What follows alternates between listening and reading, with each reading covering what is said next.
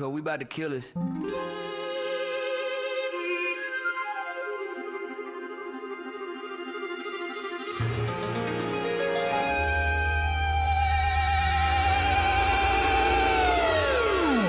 Money on my mind like a migraine's mantra. Multiply my mantra, make a mantra out of numbers, 100 syllables a second. When I'm talking about abundance, every rhyme, compound interest. I'm the thunder of the thunder. Watch me liquidate doubt like a flash crash slumber. Turn a decimal dream to a Wall Street wonder. Run the profit, pocket logic, sonic, all chronic economics, psychotic, tonic. Crypto in the cortex, forex in the frontal. Mental mobile like a mobile in a funnel. Run it back, I'm the algorithm's godson. Every beat another income function. Metaphor merchant, syllable surgeon. Cut the verse open, watch the profit emerging. Stacking in my sleep, my dreams got returns. Even my nightmares learn how to earn. Ticker twitching, I'm a vixen for the volatility. Profitability, visibly vivid within agility. Civility, minimal villainy, inability, killing liquidity, call it syllable artillery. Synapse sniper, I snipe syntax with synergy. Trigger words, twist through the circuits of my energy. Brainwave bank vault, tongue tip treasury. Spin math metaphors, dead to divinity. Algorithm in my arteries, automate arteries. Hobby metro, no matching the market's arteries. Binary breathing, I'm breathing in big rates. Mind state, minute rhyme that dictates. Break beats in the ledger, letterhead leverage. Every phone we coded phonetic inheritance. Wordplay weaponized, weapon check verified. Every line liquefied, solidify, terrified. Make that money, yeah.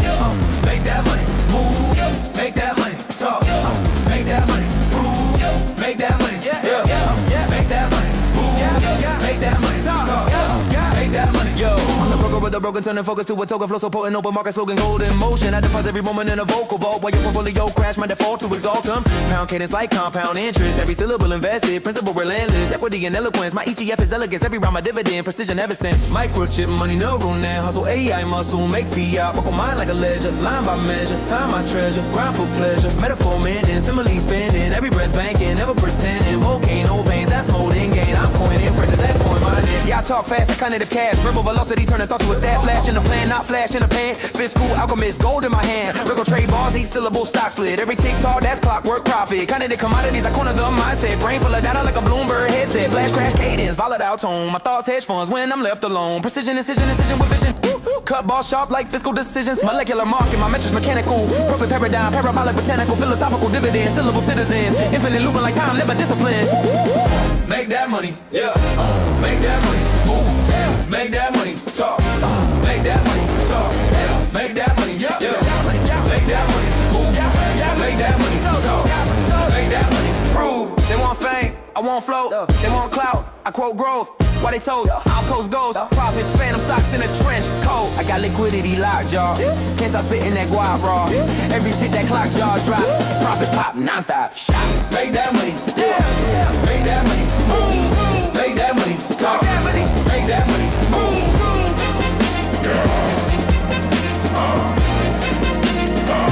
Make that money, talk.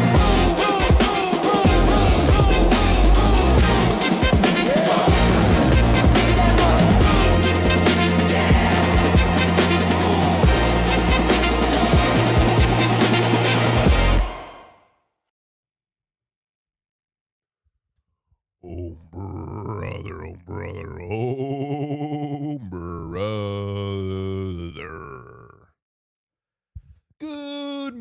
Good morning, and welcome back to another episode of the Matt Kohrs Show, where it is a beautiful Wednesday, July the 29th, and I am not being dramatic, bombastic, hyperbolic, or any of those things when I say, if today does not go well, the world may very well end. If something happens with the Fed decision today, if something happens with the litany of earnings after market today and after market tomorrow, if something happens with the rising escalations with the U.S. and Iran, it is not dramatic of me to say Wall Street as we know it, the world as we know it, where we hold hands and sing Kumbaya in the world's largest casino, may very well end.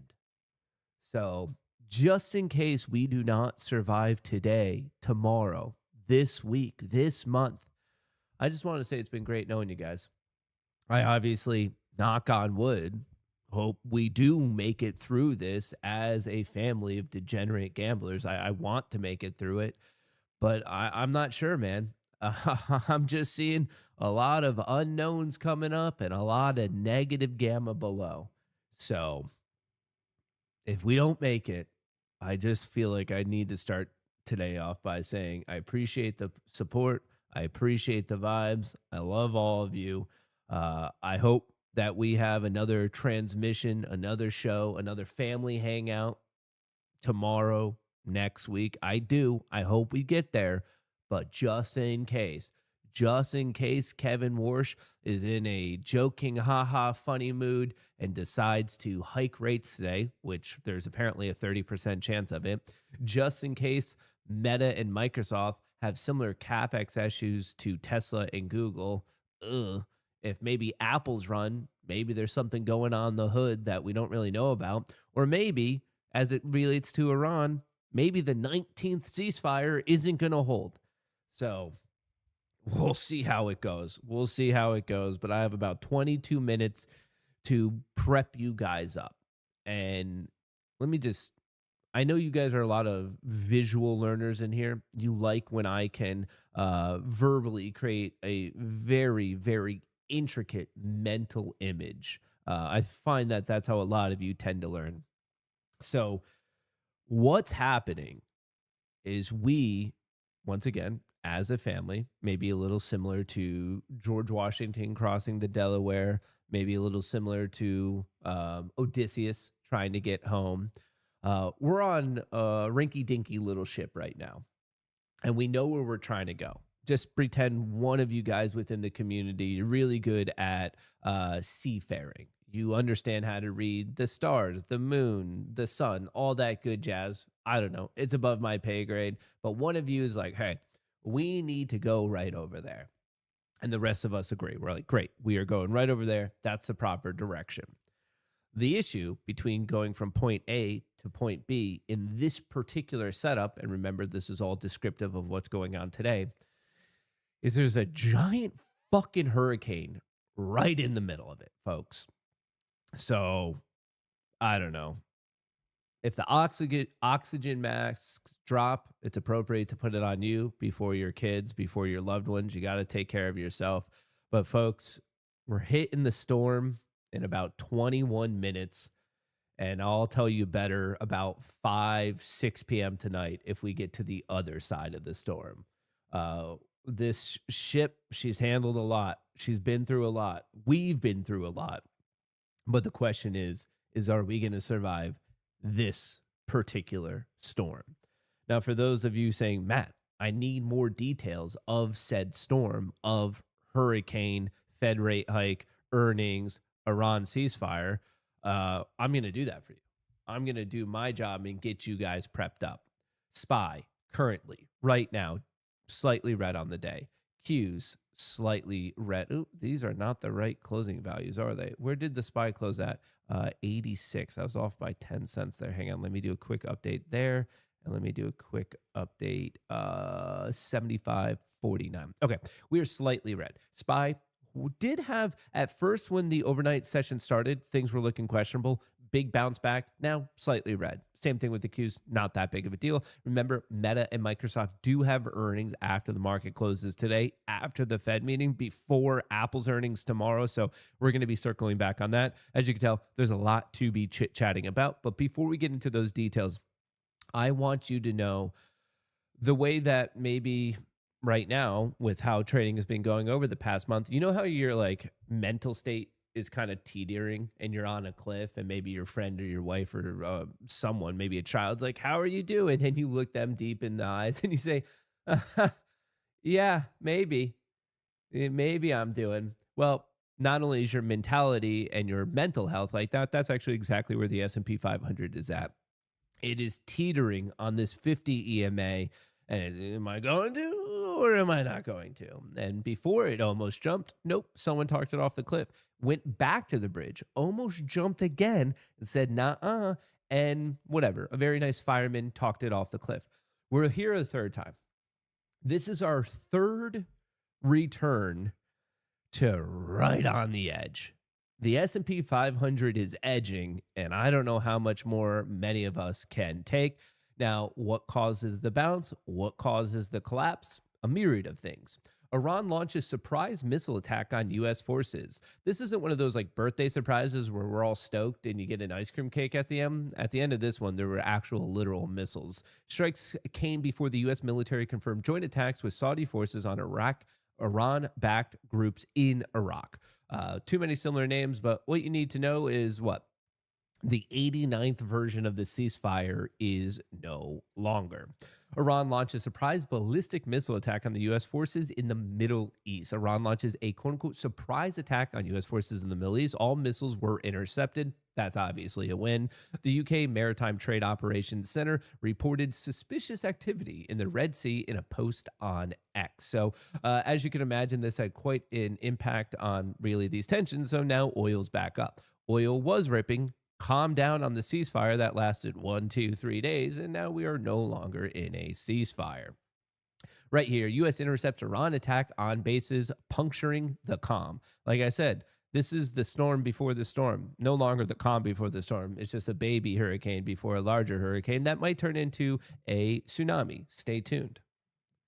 Stay tuned. But let's get to our top story. The U.S. saying it intercepted an Iranian missile attack, ending a days-long pause in fighting and increasing the risk of a return to a full-blown war in the Middle East.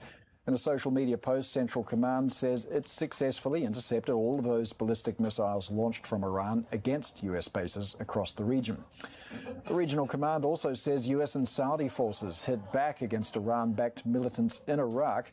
For more, let's get to our Middle East correspondent, Abir Abu Omar in Dubai. Abir, thanks as always for joining us. So a few days of calm shattered, just underscoring how fragile the situation is in the Middle East at the moment. Can you outline for us what happened? Before we get into specifically what happened, isn't it interesting how it's just so much more credible when you sound British? I mean, I just think the level in which I trust this reporting, it goes up 10x when it's someone that has like a British accent. Just want to throw that out there. And what it means for the chances of a lasting ceasefire. Yeah, good morning, Paul. I mean, as you just highlighted, it's not necessarily about the degree of the damage because the U.S. Central Command did say that it intercepted all the missiles that were directed by Iran, but it's just about the tensions or the re-escalation that we've been seeing in the region. And again, as you have mentioned, we've seen days of calm since Friday evening when the U.S. all of a sudden stopped attacking Iran after 13 consecutive nights of attacks.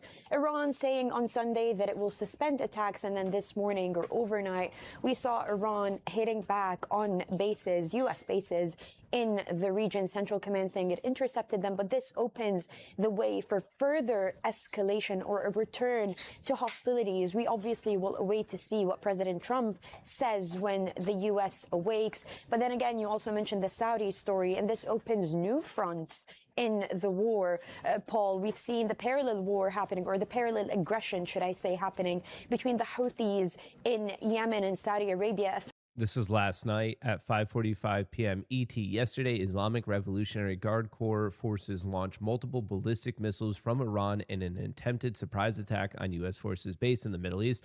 All Iranian missiles were successfully intercepted. Affecting movement in the Red Sea. I know this isn't necessarily the point, but isn't engineering the coolest fucking thing ever? There was some madman X amount of years ago who saw a missile in the sky and he like legitimately looked at it and he's like, I could catch that fucking thing. I could catch that. And what's crazier than that statement is he did it. Like, engineering is the most wild thing ever. Someone literally looked at missiles in the sky and said, nope. And then they did it. Anyway, this is why more people should be engineers. And now we're seeing Saudi and the United States hitting at targets in eastern Iraq. This is after those militias backed by Iran were reportedly hitting places in Saudi Arabia. So we saw that action also happening. So really new fronts when it comes to the war in general affecting the market moves, as you can see with Brent prices opened 4% higher this morning. How about Iran and Oman holding discussions over passage of the Strait of Hormuz? Has there been any encouraging progress there?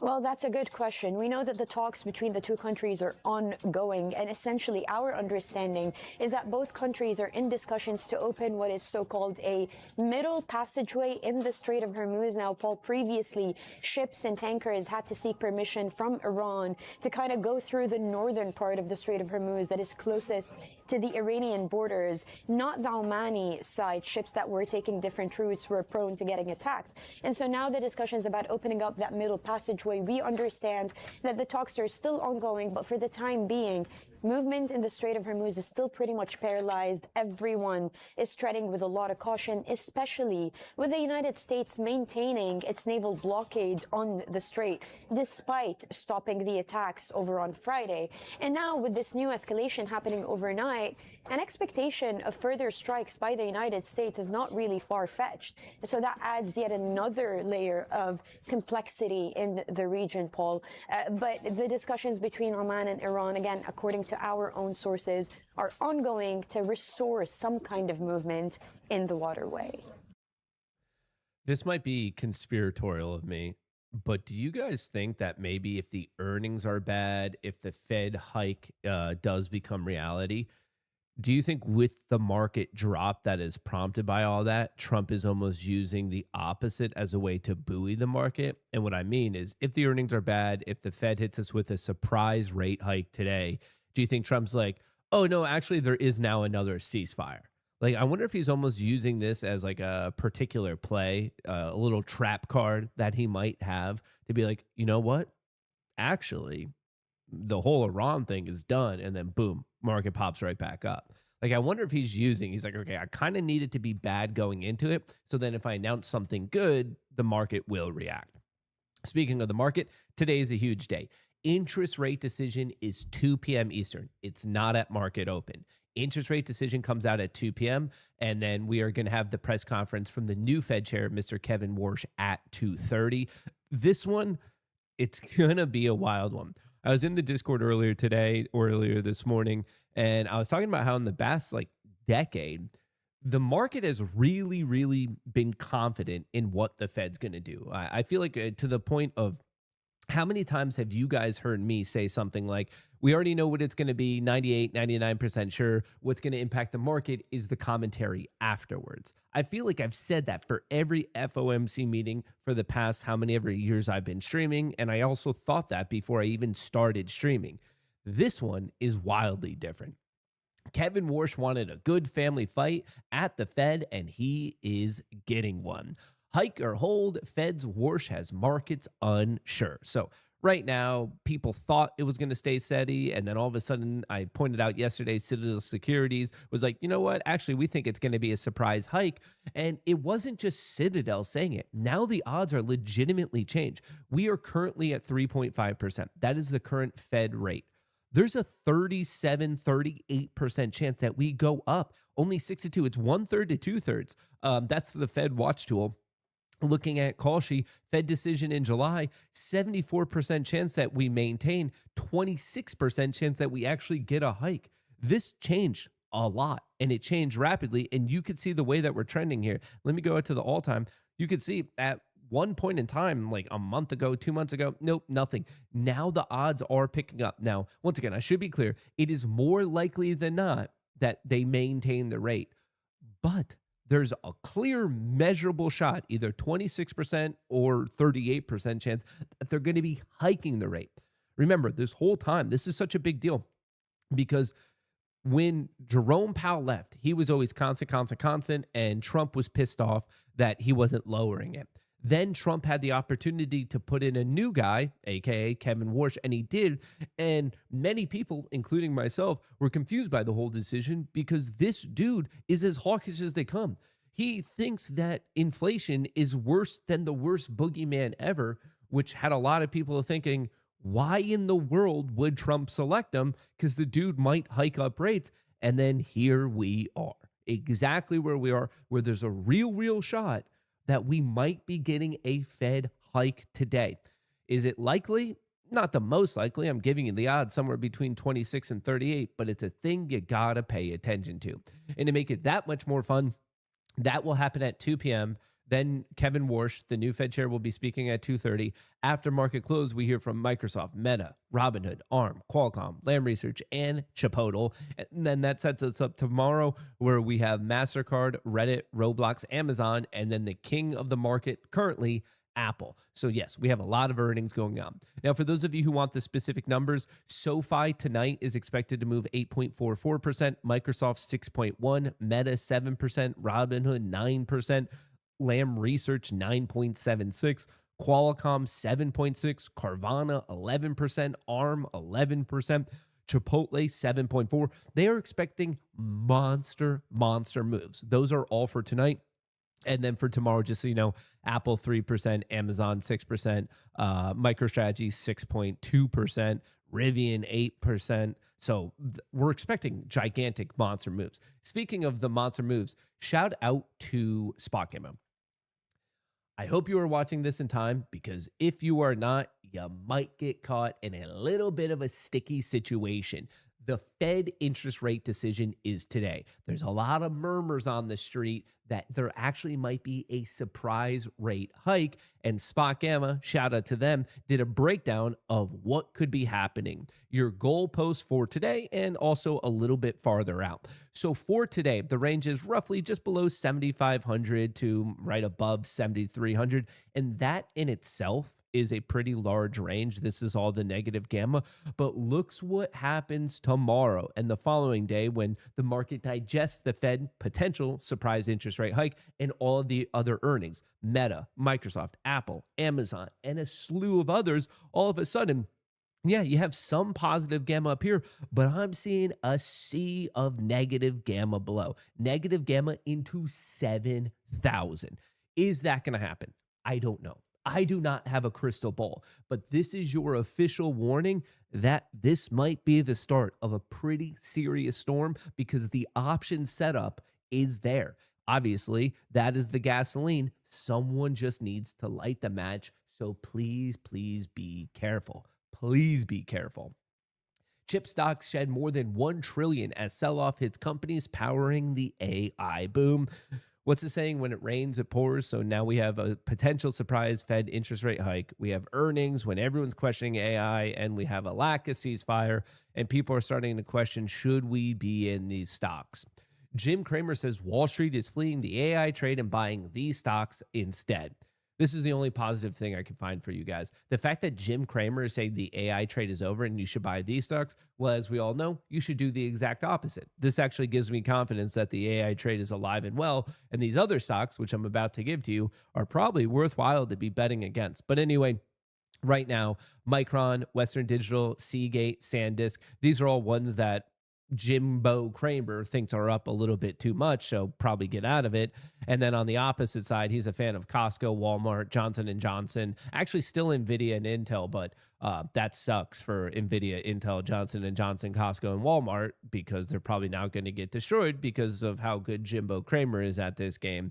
So just wanted to share that. And shout out to Trek. Shout out to those of you who are fans of Meta. I did find a specific Meta story I wanted to share with you. Remember, reporting after the market closes.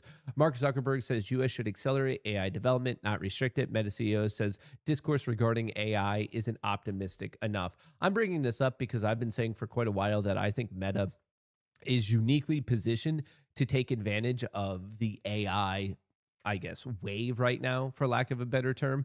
And it just hasn't. If anything, the stock is just volatilely going nowhere. Huge swings up, down, but more so just kind of flat. I think Meta is very, very well positioned to actually be a huge leader, like a standout leader in the AI space. So I'm looking forward on the longer term to actually do well. So I'm kind of excited. The fact that he's putting this commentary out there now, right before the earnings, I'm actually really curious what is going to be said. But I have no active trade on Meta, but I am invested in the stock. So I just want to share that with all of you. Very quickly, if you haven't already, sign up for the newsletter. It is 100% free. You've never had to pay for it. You never will. My mod will put it in chat. It's also in the description of the video. Every single Sunday to your email inbox, you'll get a breakdown of the market, a little cheat sheet for earnings. I highlight the ones that I think you're going to care the most about. And then obviously cheat sheet for all the major macroeconomic events of the day, which brings us to today. Yeah, there's some crude oil inventories, but everyone is waiting for this afternoon. Tomorrow we have inflation, GDP, and also Apple's earnings. In between that, we're going to have the earnings from Meta, Microsoft, Lam Research, Chipotle. It's a lot going on. And then also we have the seasonality. Today it's leaning bullish, but on days like this, I don't really account for seasonality too much. And in fact, this whole week to conclude not only the week, but the month, I guess really part of the summer session, choppy. I wouldn't say that there is a strong seasonal bias one way or the other. So, like I said, sign up for that newsletter. It's 100% free. There's no upsells or anything like that. It's just information trying to give out to the community. All right, that leaves me with 3 minutes to set you guys up specifically for the opening session. 1 minute was bearish, trying to push bullish. 5 minute is bearish, 10 minute is bearish, 30 minute broke bearish. That's all for the S&P 500. The Nasdaq trying to push bullish on the 1 minute, 5 minute got rejected, 10 minutes testing, 30 minute is testing. So right now the S&P 500 is a bit weaker than the Nasdaq, but that's literally as of now. The market has not opened up quite yet. We are slightly red on the day on the SPY. We're break even on the Qs. Obviously watching Meta and Microsoft because they do have earnings tonight, but I cannot stress this enough.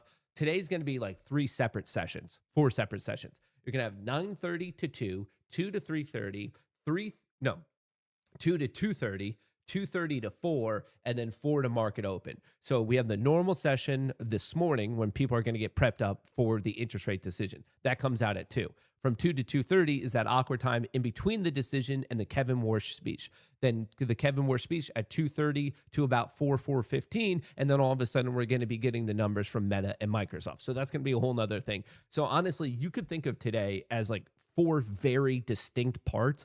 And I guess my piece of advice is be careful carrying your positions through those. Like if you have an idea, a setup, something you're seeing in the market, you probably want it to play out in that particular segment that you're in, because if you're feeling bullish and or bearish this morning, that doesn't mean it's going to hold all the way through all those other crazy updates. So please be prepared.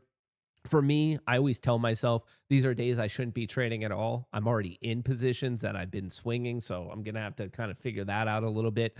And as it comes to prop firms, some of them have rules of trading X amount of days. So generally, if I'm doing what I should and I'm not getting tilted or doing something silly, generally I just try to get like a good scalp trade in the morning, get a little bit of green and shut it down. And then for the remainder of the day, just do the call sheet bets with you guys for this speech. So that's what I want to do. I just want to throw that out there. I'm not your mom. I can't tell you what to do with your money. I can't tell you not what to do with your money. I could just give you my opinions on what I would do. I just wish you the best of luck, you know?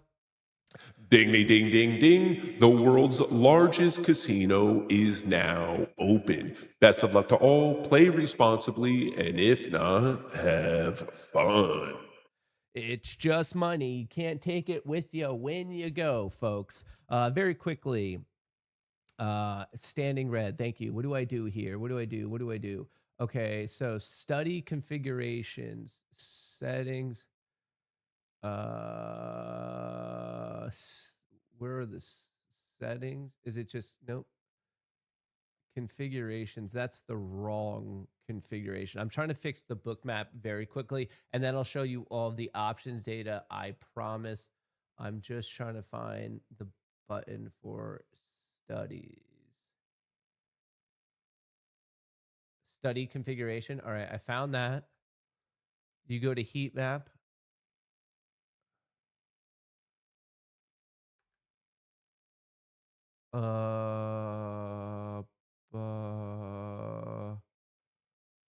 Display.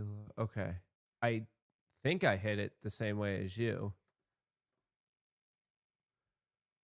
I think I got it. Vertical smoothing none.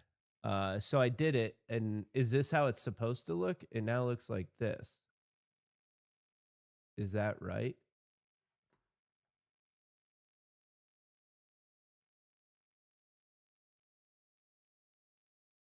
Is this easier or harder to see?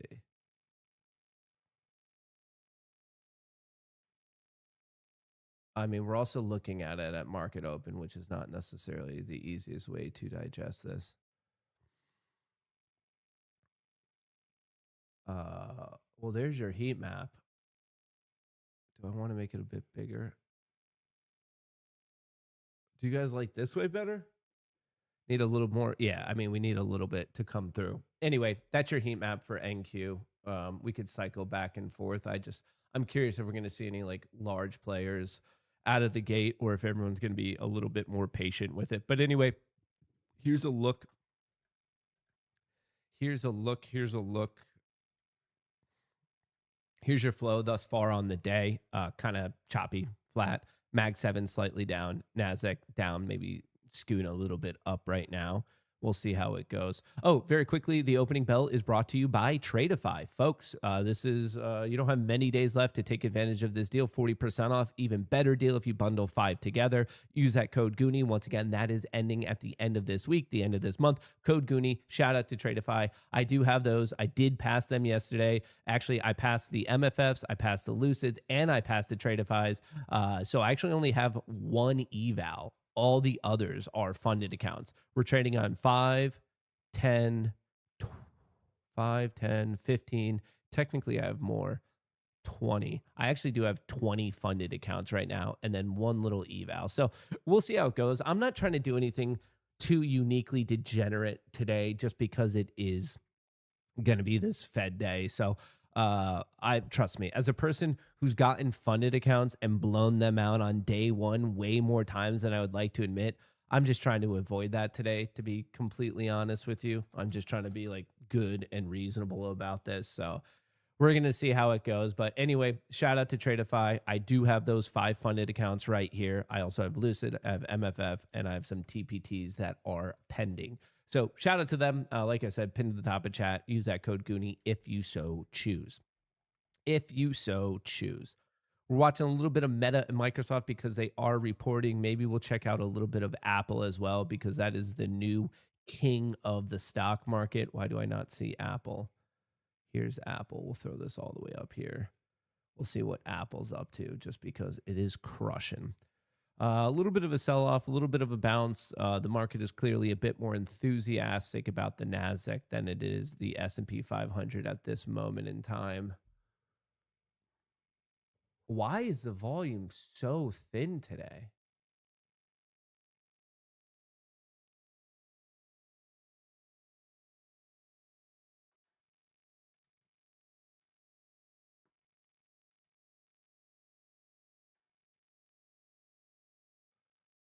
I actually think I like the smoothing because it tells me better where they're at, like a more quick visual. So obviously that's at 30. So how does it look the other way?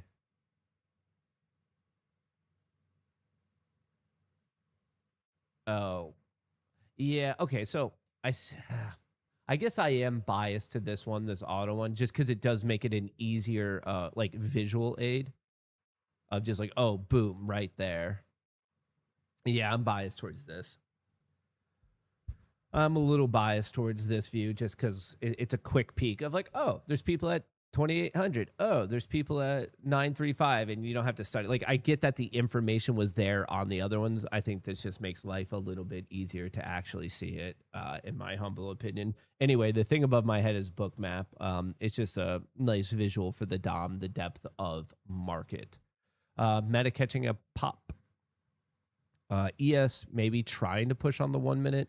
NQ did successfully break. 5 minute broke, 10 minute broke, but it's in the breaking bar. So maybe we just give this a little bit more time to see if it actually wants to hold or not. We're still red on SPX. We've been battling it out at 7,400 quite a bit recently. Let's see if that one's going to hold. We have quite an extreme overnight range, as high as 28,178, as low as 27,640. So like I said, the overnight range was a monster, and it was moving it with some velocity. So I'd be looking for one, maybe both of these extremes to get tagged. It's just a question of which one's going to get tagged and what's the pathway going to be all the way to it getting tagged. Here's a look at flow. S&P 500 up a little bit, now going flat. Mag 7 choppy, no real direction. NASDAQ also choppy. So I'm not really seeing that impressive of a movement quite yet. I'm wondering if this NASDAQ push is a little bit of a fake out.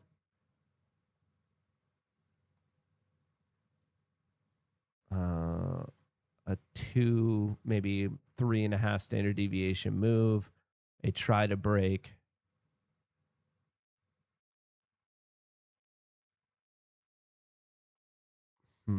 We're right at this 50 EMA. Right at the 50 EMA. All right. All right. What do we want to do? How do we want to think about this one today, team? How do we want to think about this one today, team? Is it cracking, or is this going to turn right back around?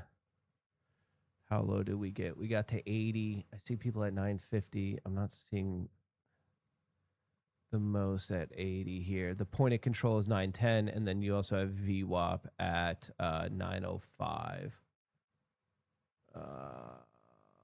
Interesting. Let me throw that up on the chart for you. That might be a little bit easy. Oh, it's there. Okay. So we have one VWAP at 903. We have another VWAP at 917.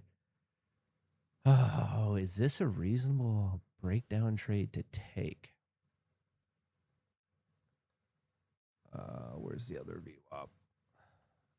It's defending VWAPs thus far. The question is, will it continue to defend VWAPs? 55% of you think we're going to have a bearish day.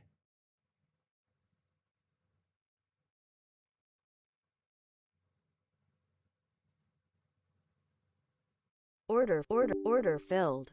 Fuck.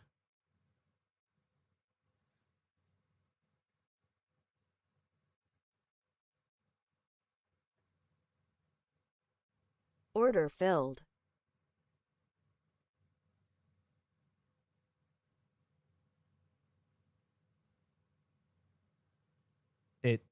This goddamn trade copier fucked me over. The MFFs.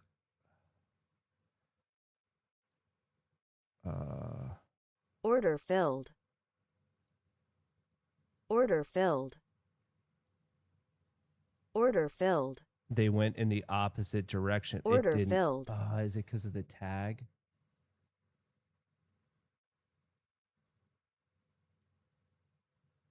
Order filled. Okay, let me disable those. 220, 220, 220. How do you possibly fight against this in the future?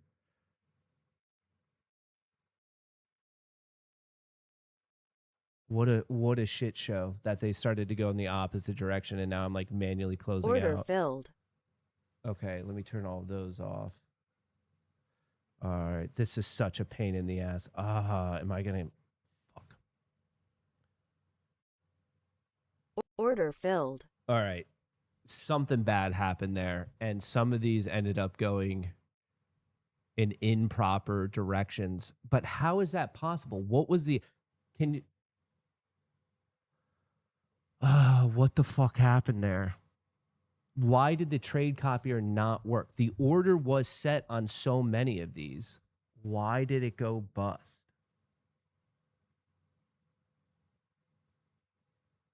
Did any of you happen to catch what the error was on my screen? Can anyone maybe scroll back really quick to see what that was? I'm wondering how fucked I am. Because it had pending, or it didn't get the fill on all of them. Anyone,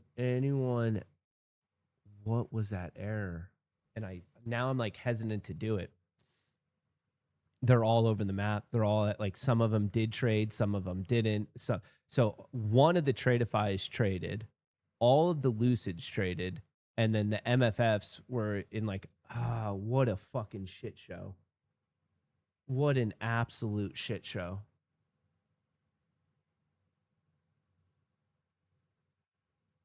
Am I going to lose my accounts because of that now? Because of like the order? And what's a better way to fight that now? Maybe I need to put all like just certain accounts together, like trade all the Lucids together, all the Tradeifys together, and then all of the MFFs together? Is that a better way to fight, like to handle this? I don't know. I'm just having severe trade copier issues lately. 204, 250, and 36. So 36, 250, and 204.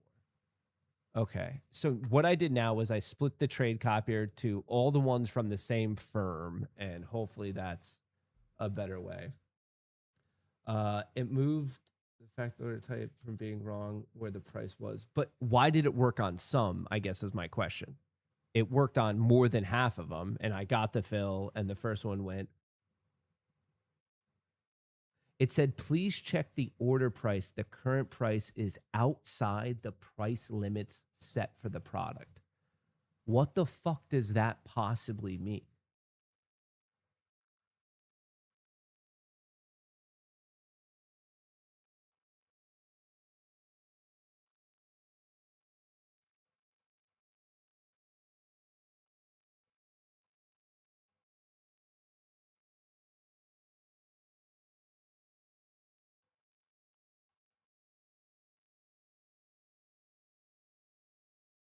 I'm trying to look it up.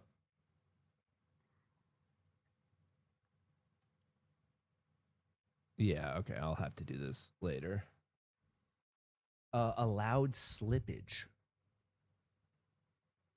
But I had a sitting pending order that was a stop fill, so it should have been a market fill. Copied TP/SL must have been hit before the orders got fully replicated. Oh, that's so frustrating, dude. If I somehow get knocked with that being hedging, that's just such a load of fucking bullshit. Obviously, I was not hedging. So the question is, why does it even put in the other orders? Ah, that's just so frustrating. Matt, what I did was use a SIM account as a leader account and then add follower accounts to the trade copier. You execute the trades in SIM leader if you want to.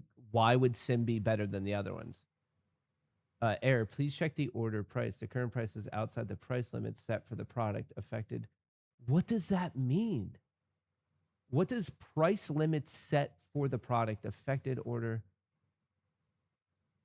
What does that mean? I'm confused on how it's a market order. It's a market order. And also, Charmil 99, Charmil. Why would a SIM account leader be better than the other ones? I'm a little confused about that. And it worked well on the Lucids. The Lucids got perfectly duplicated.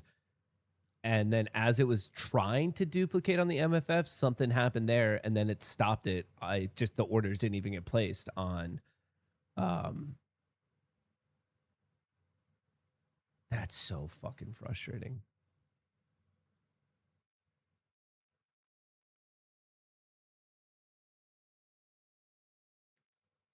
There needs to be a way on the trade copier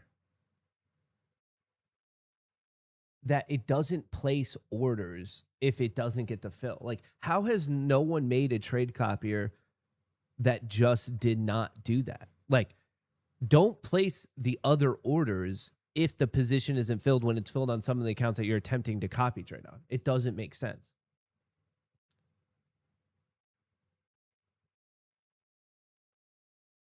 When I use NinjaTrader, it also recommended a SIM account. I mean, I'll give it a whirl. I hope it fixes it. I'm a little dubious. Okay, so you're saying trade it on the SIM. All right, there's the SIM. I deleted the other ones. All right, we'll see how it goes. Sounds like a user error to me. Explain to me what I did that possibly could have done that when it worked on some of the accounts, but not all of them. And I just had the trade copier set up for all of them. I would love to know how that possibly was a user error. Do it. Make the Goonie trade copier. I'm fucking about to. That's so infuriating. But can't cry over spilled milk.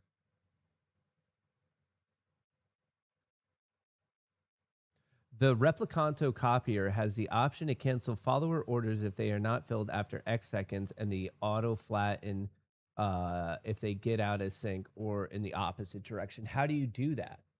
I would love to know how to do that. How do I do that? Here it is. Where I don't even know. I don't hide network refresh. Is it properties? Is it in here?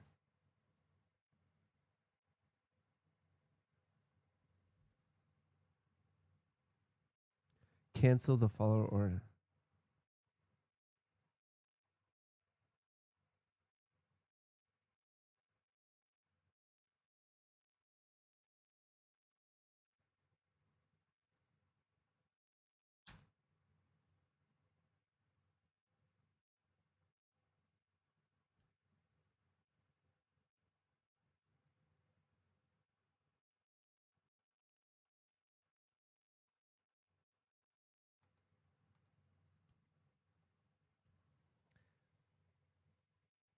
Flatten the follower if order is rejected. Flatten the follower if is unable to submit the order. Flatten the follower if changing order.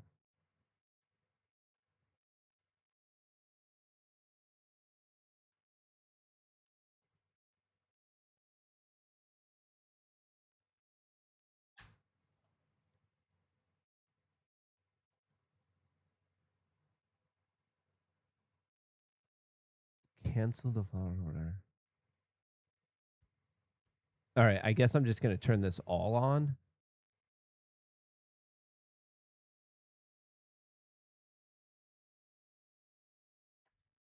All right, I just made it super aggressive that if anything is messed up, it just closes it out. So if it's the opposite direction or anything like that, so we'll see how that one goes now. Hopefully it's a bit better. I appreciate that. It helps me universal order fills because your sim account guarantees a fill, meaning copy trading accounts fill it as the market order suggests by AI may it significantly reduce the issue. So I'm hoping between using the sim account and changing that information, maybe I should go to 2 seconds on everything.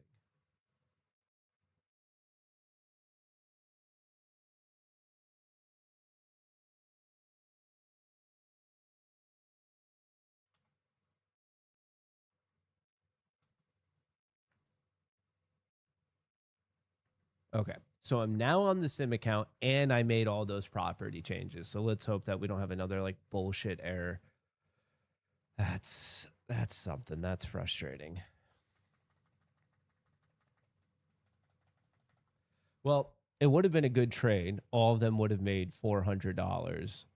Instead, some of them did. One of these traded, and some of these are messed up.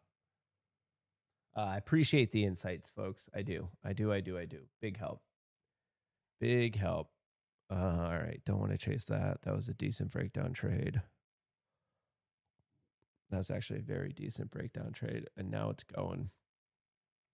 10-minute got smashed. Second 10-minute got smashed. And we are now on the third 10-minute. The S&P 500 popped all the way up. And now it's coming down. Looking at the Mag 7, popped up, now choppy. Looking at the NASDAQ, just straight down. We are coming up to our first real test of the day. We have 400, and then below 400, we have the overnight, the low from the past 2 trading sessions in the low 80s, 83 basically. So watching 400, watching 83, and then from there, 45 if we keep going. If we bounce, I'd be watching 430, 450, 465. So that's, as of now, the how I see it as the key bull and bear regions. Bu- bu- bu- bu- How are we doing this? How are we doing this?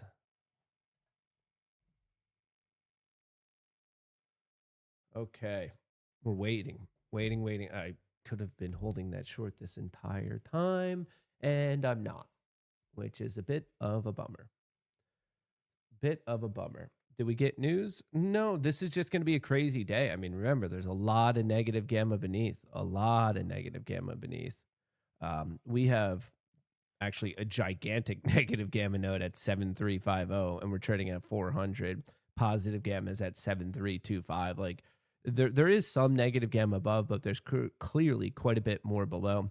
And like I said, we're at that first major test of the day of, are we going to hold 400 or not? Am I still in some of those puts? I am still in some of those puts. Is my order still there? It is not. The order got canceled. Let's do, I want to scale out some of these if possible.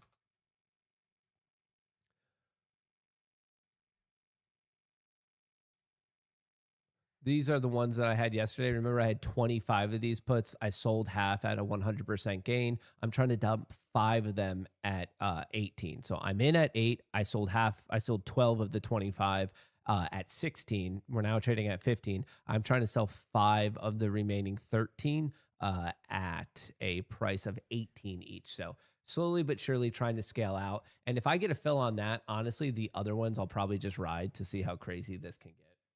And then I have a similar position on public as well, which is that order still in there? Is that order still alive and well? It is. So on the other account, I have Q puts and then Microsoft put credit spread. A put credit spread that maybe I should be getting out of.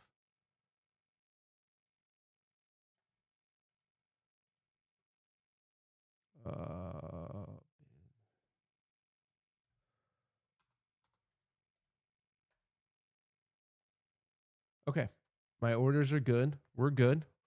We're chilling like a villain. We're where we need to be. We are exactly where we need to be. So, messy opening for sure. We dropped, we popped, bouncing around. We had these higher lows that got cracked. We failed both of these. I'm almost looking for a pushback up to the 50% of the range, maybe a pushback up to one of the VWAPs and see what it can do from there. Maybe one of these EMAs, but this is quite the overextension to the south side. If you're holding this short and you're looking for a particular target, your target would be 640. This is the overnight low. I know that's crazy to say because we're at 730, but this is a common area. I would be very careful to be greedy past 640. That is a common reversal zone. The overnight session low is a common reversal zone. So if you somehow got lucky enough to catch this and you're in like a shorter term futures play or maybe a shorter term options play and you're like, hey man, I just need a level to get out this morning and you're trying to call it a day, what I would do is get out at the overnight low. In fact, a lot of people like intentionally flip it and they go long at the overnight low. So if you're looking for a level, I think you could be a little bit greedy past 700, but by the time it gets to 660, 650, I would start thinking about taking some of that money there. And then if it pops and starts to fail again, you could always take another short. But I mean, if you caught it anywhere here, that's enough of a gain anyway that like, even if it keeps going and doesn't stop there, that's a huge gain. That's a monster game. A monster gain.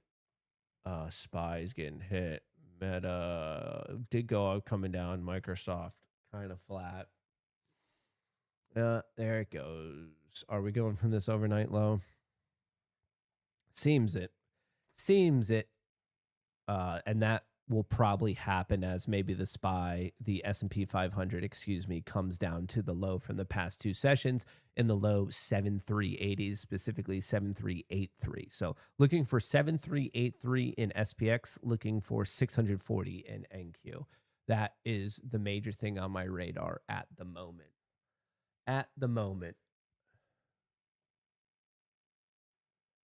What do we have going on?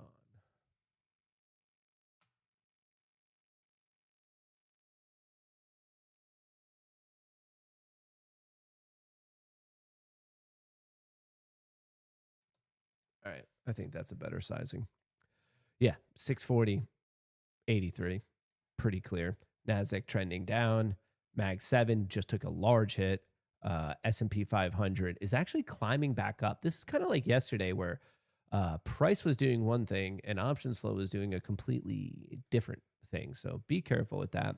Large negative gamma node at 350 on SPX, and then we have a put credit spread at 425 spread by 325 by 320. So put credit spread, which is a neutral to bullish bet. This person is betting we conclude the day above 325. There's a large negative at actively a clear dominant bearish position down to 350. And then we have some plays up here, but they're not really in scope quite yet. Microsoft catching a bid. Did I get out of my Microsoft position? Not yet. Trying to. If you're in the Discord, I'm trying to get out of my Microsoft position at break even just to get out of it today. Before the earnings, I took the risk on Google and that did not pay. And if I held Google to this moment, it would have paid. So that sucks for me. Sucks for me. All right. Is SPX going to do a quick little retest of 400, fail, and then puke? Is that the current game plan? Is that the current game plan? A little failed test puke situation. Price is slowing down. What's this flow look? SPY is picking up. A lot of put selling. So it looks like people are locking in some of their profits and a little bit of call buying on the S&P 500. Tons of call selling on the Mag 7. NASDAQ, it was getting hit. Now it's just kind of going choppy. But interesting to see the main delta push to the upside starting at 952 here on the S&P 500. These blue lines going up is put selling. Put selling.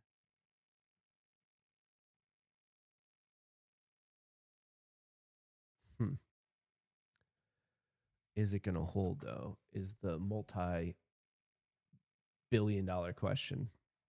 IWM is not really trending. Went up, came down, went up, came down. Actually looking like quite choppy. Quite choppy. Are we getting a rejection here at 400? And if so, do I want to play it? I just saw a flow alert.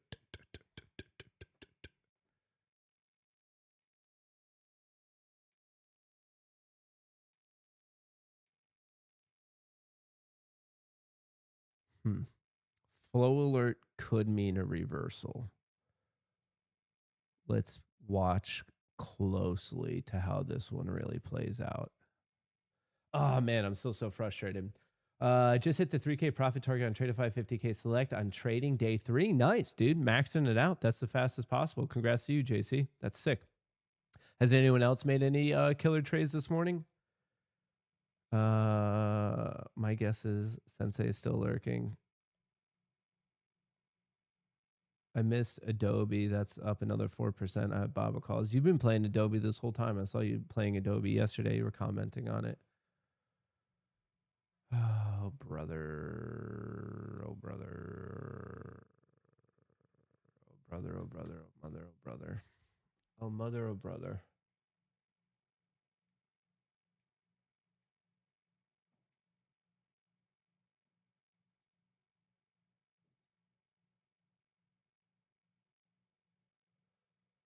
Oh, how do I want to do this? Is this enough of a pump to fade? Do we think it's going to get rejected at 400? We're right at 400. Is it going to recover and pump, or is it going to get smacked right back down to basically,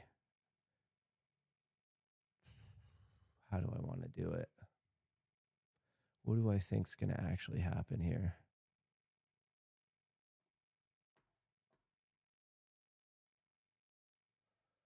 It's climbing 1, 2, 3, 4, 5. 1, 2, 3, 4, 5.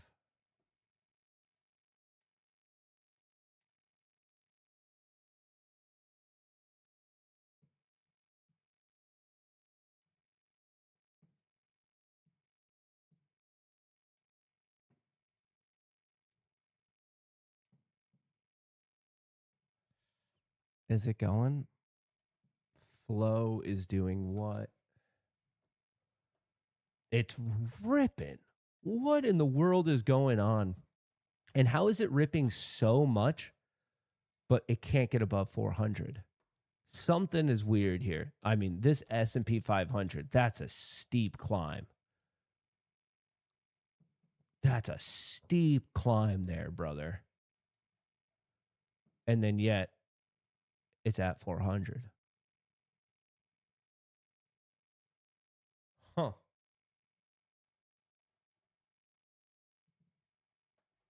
There's a little bit of a pop, a little bit of a follow through. That's, I mean, it's a runaway train there, folks. Look at that. Just moving, grooving like no other.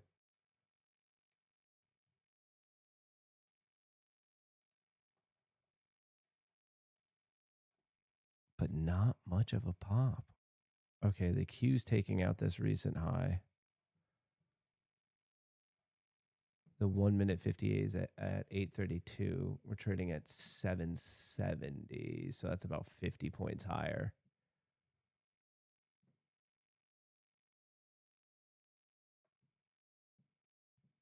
Looks like there's some buyers at 750. Sellers at 800. So they're playing this 50-point range, at least on NQ.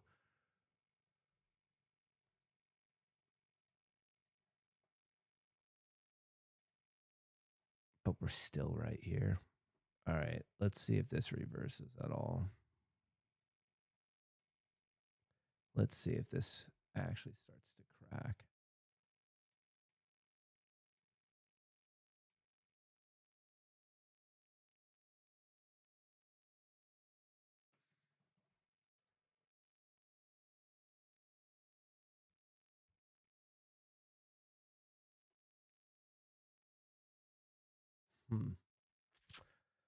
Is it, patience. We just have to wait and see if this actually is going to change course. The pop is incoming. I'm not seeing it. It might. I'm seeing sellers building up at 800. Granted, not the most ever, but what I'm really seeing is the S&P 500. It's not confidently holding 400 right now. It's just at it. Of course, it could pop. The next bar might be a giant green bar. It could also be a giant red bar, and this could get smacked. What I find concerning is the delta flow is moving like no other, and yet the S&P 500 is frozen. It's just frozen. Watching the wall on a video 191 to 193. Today's going to be a lot more to do with the overall market than anything else, to be completely honest. It's just with all these earnings, the Iran situation, the Fed. I mean, it's huge monetary policy updates today.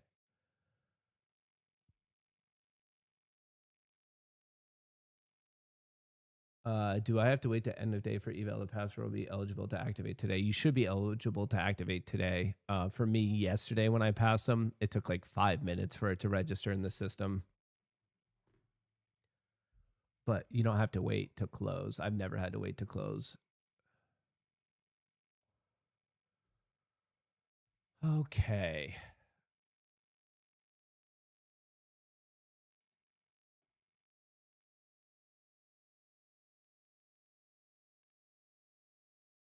We never really got there, did we? It never really crossed that 50 EMA.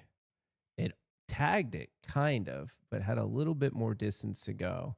And then also right past that is you have VWAP at 35, another VWAP at 80. So I don't think I would have ever caught that because it didn't really get going. Never really got going up there. But we'll see. We'll see. Does it have a bounce in it? Wow, we are moving distance like it is nothing, brother.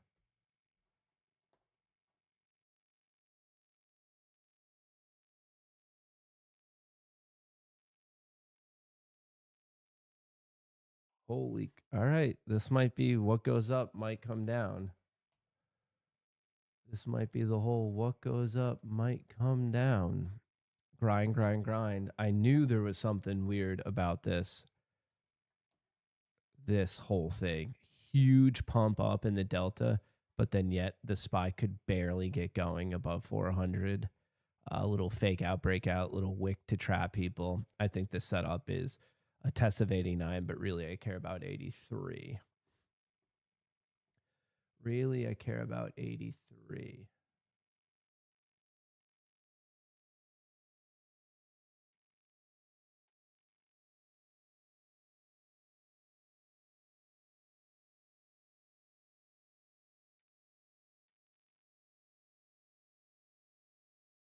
Dude, all these. I'm trying to think, can I like get a sneaky short in somewhere? But all the risk points that I have to take are so far away.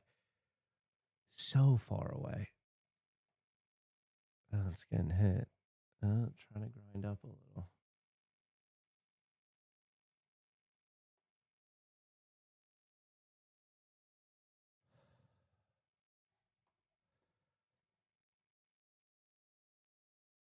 We haven't quite taken out the intraday low on the S&P 500 and the current.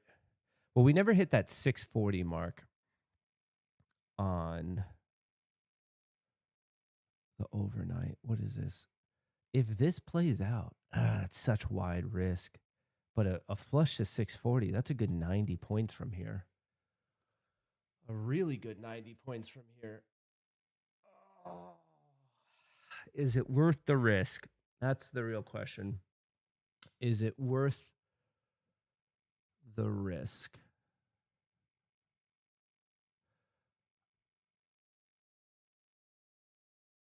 Maybe yes, maybe no. See some sellers at 760, 780, and then buyers between 20 and 25. Interestingly enough, people as of this moment are not lining up at 700, which I find a bit interesting. Not lining up at 700. All right. We have a little bit of a range bound thing going on if you really zoom in right here. Pretty much between 760 and 720. So we're in this little 40-point range. The question is, do we get above and hold above 760, or do we crack 720 and effectively, 680 by 640 is the next one. All right. Decisions to be made. Am I going live this afternoon? Yes.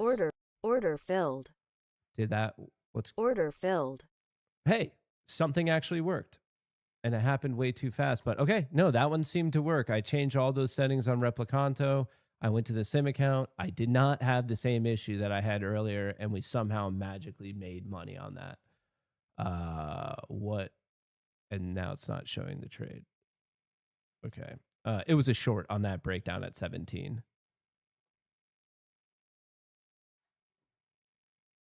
I got a fill at 712 and a fill at 701.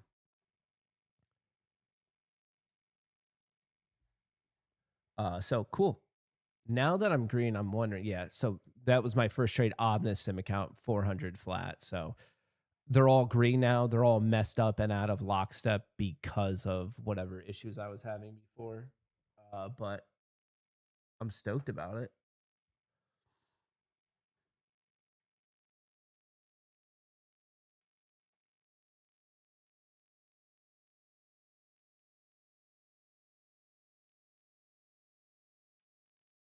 We got as low as 700.25. We didn't actually tag 700. For those of you who were trying to get it at 700, I feel for you because you were off by a tick, and I guarantee you at least one person in chat didn't get the fill on that. That's super small. If you were a person who had a fill at 700 and you were off by a tick, that's brutal. That's a brutal one.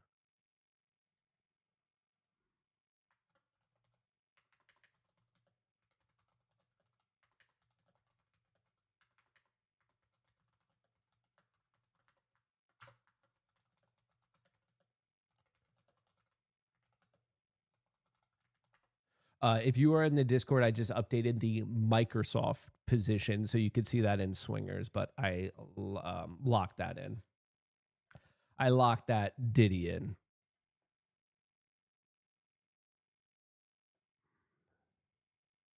Well, there's a hit. All right, next stop 668. Next stop 668. Look at that. Smashed. Oh, brother. How bad is it going to get? Are we going for 640? 640 is definitely my target. The question is, do I have the balls to go long at 640? That's the real question. Trading on Fed days is extra risky, without a doubt. It's incredibly degenerate. It's wildly degenerate to be trading on Fed days. Wildly degenerate. All right, we're coming up for my major target. Let's see if we bounce. Let's see if we bounce right off of 640. If you're holding this short, I do like whatever, 645 as a target. Something like this. Like anywhere in this zone is fine. Especially if you caught it this morning and you've been holding through all this. I'm just curious if my analysis of a bounce off of this is going to be right today, or is there just the SPY is looking weird, but SPY's getting cracked.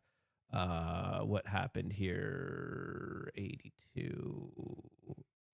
We're actually not below the low on the Qs from yesterday. We are on the SPY. The SPY has taken out yesterday's low. We have not taken out the previous low on the Qs. It seems like we're about to.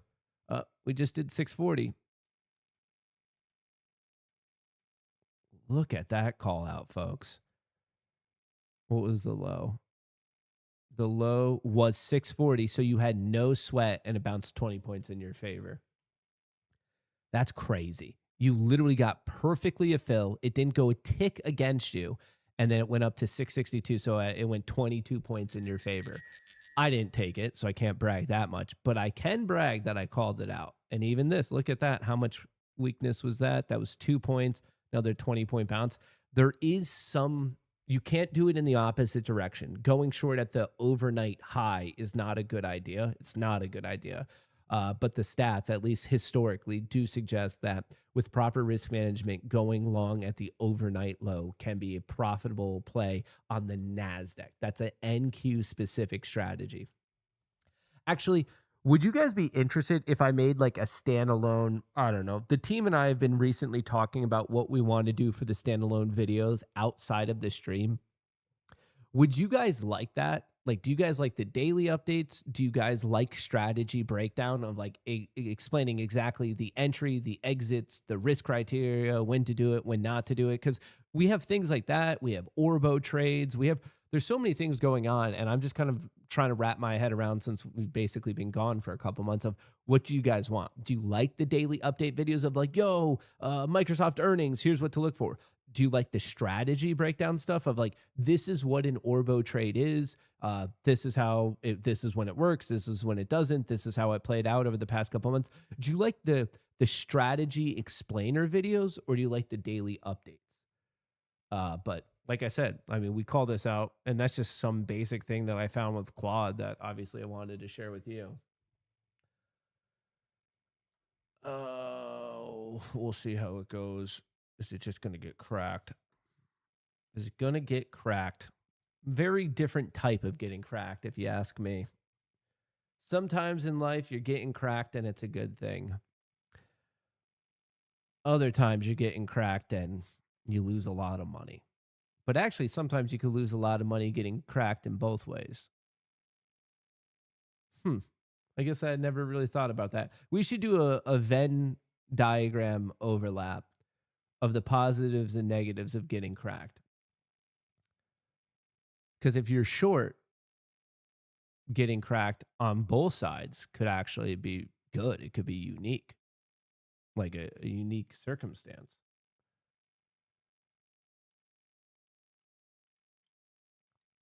Gee, I missed that. Would have played a DJ and call option. It's all right. You have plenty of opportunity today. It's an FOMC. Once you get cracked, you never go back. Sometimes. Printing money on puts. Hey, Matt, why did you add no trading until 10 a.m. on your system? Oh, it depends on the system. Some systems trade earlier. Some of them I put in intentional delay. And it's just because that's what history has told me is a more profitable way. Like I'll come up with the system, I'll test it, I'll see what timeframes it does or doesn't work. And not all, but a lot of them intentionally do better after 10. You're able to sidestep a lot of the sizable losing periods.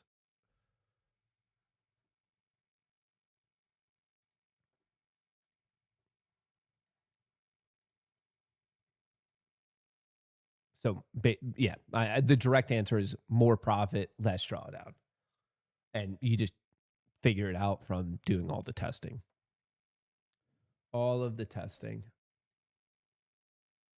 Okay, I'm trying to think of anything else. So a quick review of where we're at on the day. S&P 500 is climbing like no other. People are buying calls, but the puts being sold, that stopped. As soon as the put selling stopped, that's when the market turned again. So the market as a whole not really reacting to this call buying. The call buying literally might be to close out calls instead of aggressively adding positive delta, it seems, because the market is doing the opposite of that delta flow.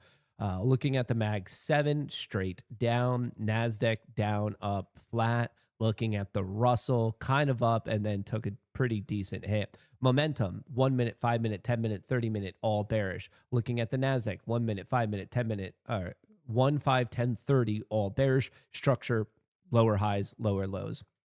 Looking at the larger time frame, we're basically waiting around to see if the SPX, it did slightly crack 376. That was the low from Thursday of last week. We got as low as 7.4, so about a 1.5. And it makes sense. I mean, support, but things remain support until they're not. And then obviously the next logical level for those of you who are swing trading would be looking at 300. And could that happen today? It could happen today. 325, I think, could happen today. Remember, giant negative gamma node at 350, and then we have a put credit spread at 325. But I mean, this put credit spread on an FOMC day, why the fuck is Captain Condor back playing on FOMC? I swear, the Captain Condor community is one of the dumbest fucking communities on this planet. ICT community, really, really stupid. AMC community, really, really stupid. Those, the XRP community, really, really stupid. Those communities are all dumber than the Captain Condor community. But like, you have to be a special type of fucking stupid to put your money on a strategy that in December blew out $50 million. And then in your comeback, you're playing a Captain Condor, which is basically a vol crush play on a fucking FOMC meeting, the second FOMC meeting of a new Fed chair who might be giving us a surprise rate hike, and you're playing a Captain Condor then? What? Why would you play a fucking Iron Condor on an FOMC meeting? And this FOMC meeting this is the worst FOMC meeting to play an Iron Condor on in literally the last decade. And they're doing it after blowing out 50 mil in December of this year when they decided to trade on Christmas Eve, a half trading day. I swear, like, folks, if you ever get into a point in trading where you're like, oh, this is difficult and just all these other players are sharper than me. If you're worried about like, can you ever find your edge? Yeah, there are very sharp players in this game. But remember, to make money, you just can't be the dumbest person in the room. You're going to make more money being the smartest person in the room. But as long as you can take money from the dumb players, you just need at least one dumb person like playing as well, who's dumber than you. And congrats. If you're sitting there and you're like, yo, this is tough, don't you worry. I am showing you right now that there is a dumber player in this market than you at this moment. So if you're having a rough run of it, if you just can't quite figure it out and you're thinking to yourself, if you're swearing to the high heavens above of like, okay, what player is a weaker player? Like, what player can you be extracting money from? They go by the name of Iron Condor, Captain Condor, and they are clearly featured right there and right there. And I think just out of spite, I hope they get blown the fuck out because like that's just a dumbass play. That's a really, really stupid play.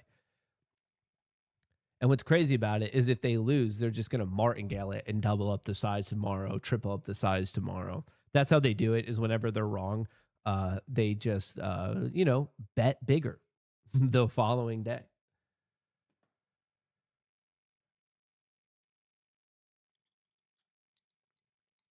I just picture Alex Jones being the leader of Captain Condor and saying, "I love the pain."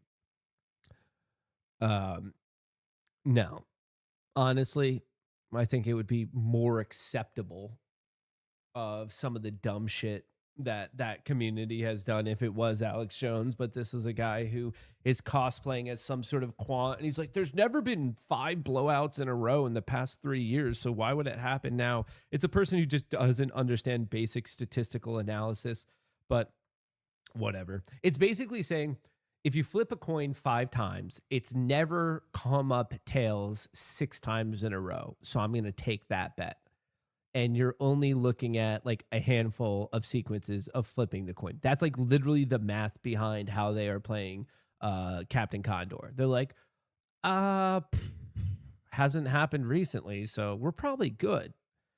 And then it does happen. And then they blow out $50 million. So that's the world we live in. That's our op. That's our competition, folks. That's our op.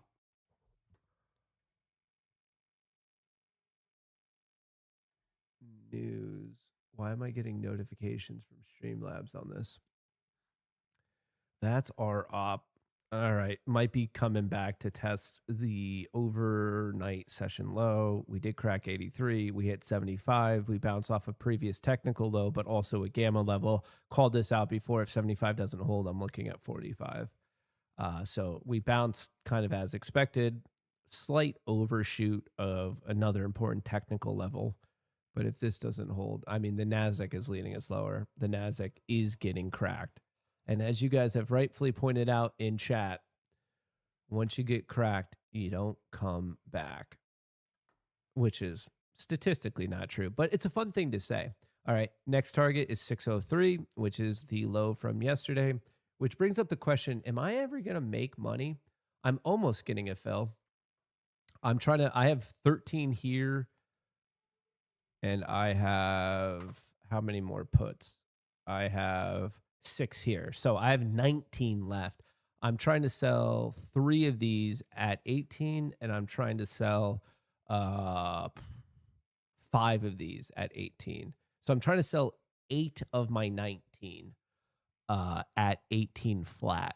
And that I've already guaranteed the position because I already sold half at 100% gain. I'm trying to sell 8 of the 19, a little less than half of the remaining position at a nice gain. So that's some solid profit. Guarantees at least 8K on the play. And then I have the runners to just fuck off with. So that's the plan. We'll see if it happens. We seem to be running into, like I said, 603. Is this going to crack? We're right at the low from yesterday. Oddly enough, according to just historic analysis, you want to fade the sell-off into the overnight low. So you push to 640, you want to fade it. You want to go long. When you're cracking the previous day's low, it's the opposite. When you crack the previous day's low, you actually actively want to go short, for those of you who are maybe a little curious about how this works. Am I going to get a fill? We're going. Come on, 18. Let's see, 18. 18, 18, 18, 18. We're 1764, 66. Come on, fill it. There we go. Da, da, da, da, da, da, da, da, da, da. Making some money. Locked it in. I had 12 to begin with, sold 6, half of it at 100% gain, just dumped 3 more. And then over here, I had 25 to begin with, sold 12 at 100% gain, and then just dumped 5 more at 18. Let's sell 3 of these at 20. So I have 8 left, so we'll dump 3 at 20. We'll throw that out there. Good. We'll see if it keeps going. Just scaling out. All right, so then I have 3 of these. We'll also do 3 of these at 20. Sweet. We're just scaling out. So if those hit 3, 3, so that would be 6. And then I would just have 5 left. And then that would just be my final runner position. And maybe the FOMC gets completely catastrophic and then I make even more money. But I've guaranteed profit. And that's how we like to play it. That's how we like to play it. Nice. Finally making some good decisions. Finally making some good decisions.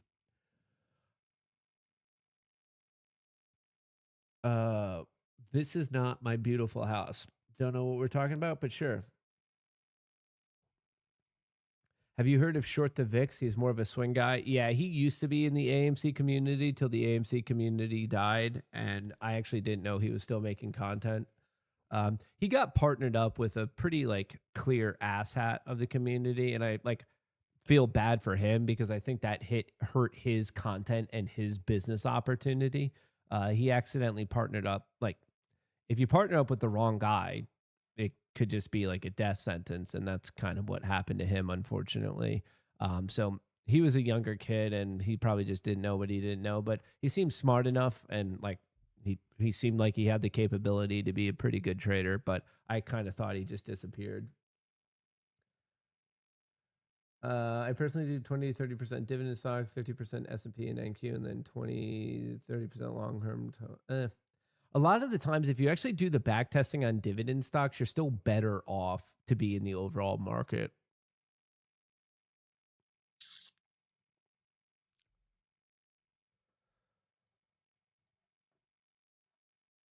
Just a little fun fact there. Okay, 75. Is this just the retest that fails and sets us up for this push to 50 to 45? Here's a look at flow, NASDAQ. A little bit of a bounce after a pretty hard hit. You have the Mag 7, pretty hard hit. S&P 500 is still climbing. It's more puts profit is being locked in from players like myself, where I just locked in on that. And then some people are trying to buy calls, but this call buying is what concerns me. The puts being sold makes sense. People are locking in their put profit before the Fed meeting. That makes sense. I don't think that's confusing anyone. What I don't get is, why has there been such strong call buying ever since 951? Why are people buying calls? It does not make sense. It makes sense if they're buying to close the position, if they were short calls and locking in profit. So both of these theoretically could be locking in profit. They could have sold to open calls. They're locking in that profit. They could have bought to open puts. Like, this could just be a bunch of profits locking in. If this is buying to open calls, this movement, the orange and the green, that is a really stupid play.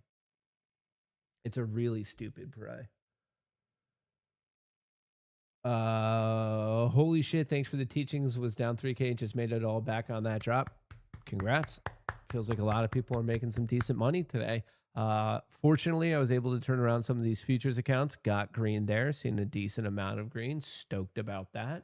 And then over, well, I've kind of in real time traded all those options with you, and I probably locked in a decent chunk. A decent chunk. I don't even know what's up. Maybe 10, 20K at this point. I'll do the numbers later, but it's been a swing play. So like, I scaled out some yesterday, made some profit today, and I have a bit of a rudder position. So we'll see how it goes. We'll see how it goes. Meta steady, Microsoft steady. Do we have any penny stock pump and dumps today? I feel like we did not look those up yesterday. Folks, do you have any strong candidates for penny stock pump and dumps? I do. NCRA, AMIX, and MSS. Let's start NCRA. I love these penny stock pump and dumps. Yep. As soon as this thing gets cracked, it's going right back down to $1.50. What's the news? Controlling interests of Taiwan distributor QMax to secure Micron crucial memory supply for AI data centers. Maybe avoid that one.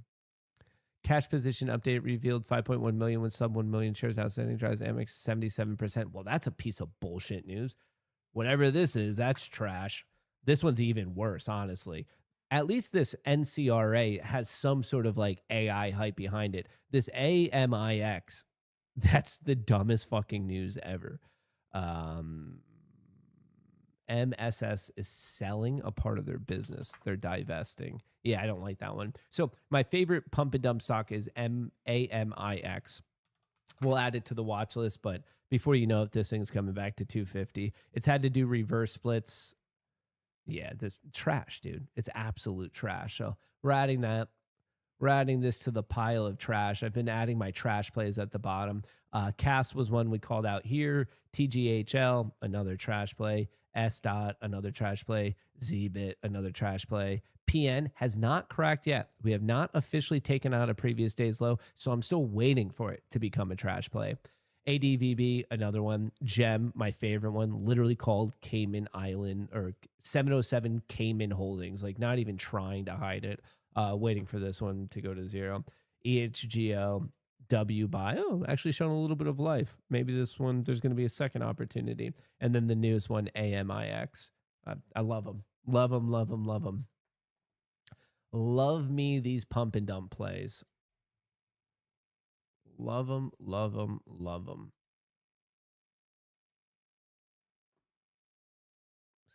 $700. So 700 is the 1 minute 50 EMA. You have regular trading hours VWAP at 765, and you have session VWAP at 842. Those are some big ranges, folks.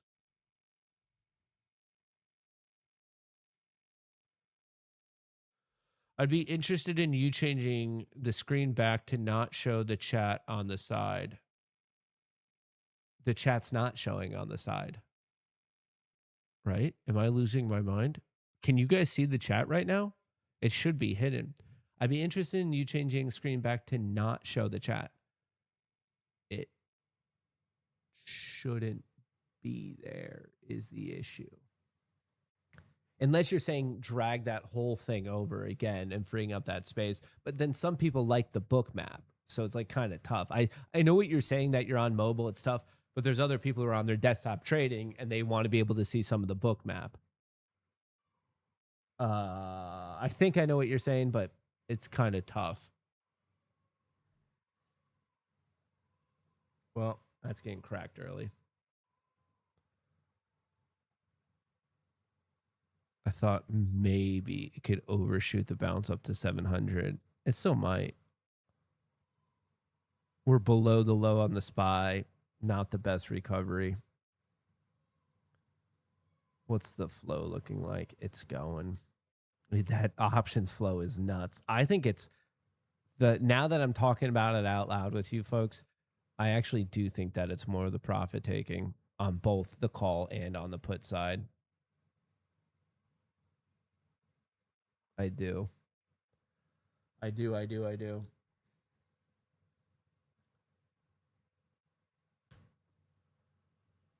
735.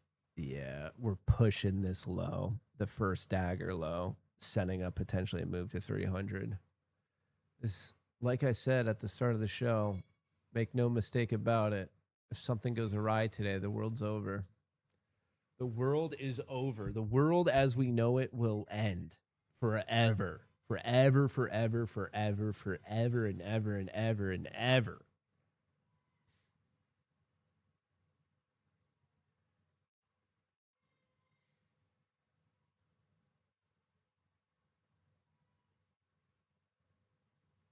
Oh, Max 7 going flat. I can't get over this. And the same thing happened yesterday. I think it's a lot of people closing out their positions. I do. We don't definitively know that, but I really do. Oh, Matt Kohrs is the best. Hope you're doing good and making dough. Definitely not the best, but I do appreciate the kind words. And for once in my life, I am actually making money. Does anyone have an opinion on SPCX in the future? If you're talking multiple years out, I think it's going to be hyper successful. But in the next couple months, this calendar year, I think things are going to be rough, in my personal opinion. Can you let public know the Greeks are broken on their site and API? I can, but the way I would do it is the same way you could do it. The support tickets, they're super, super responsive. So send it into them. And like I said, they're very, very responsive. Their support team, very responsive. Just so you guys know, we are streaming again today. So this stream will go to 11. Then we're going to stream again at 1:45 because we get the results at 2 p.m. and then Kevin Warsh is on at 2:30. We have to start early because I want to do all the call sheet bets with you of what is he going to say, what is he not going to say, that type of a thing.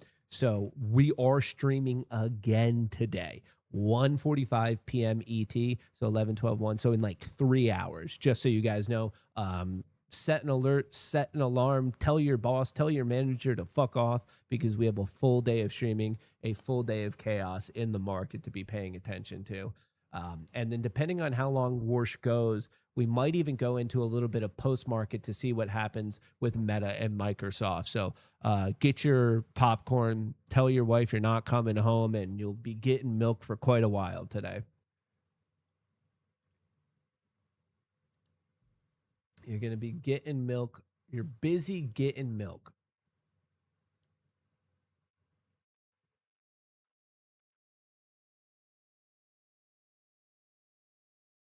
Done. Boss has been fucked up. Dude. You're like, don't worry, Matt. I fucked off my boss.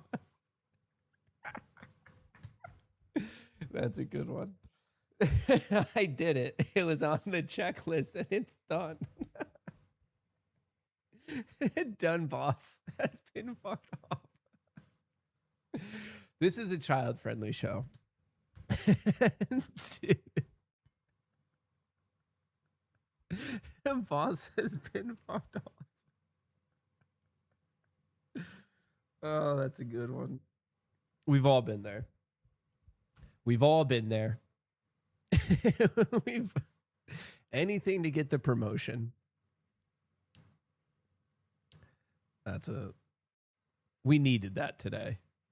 While we're looking a market crash in the face, we all needed a good chuckle today.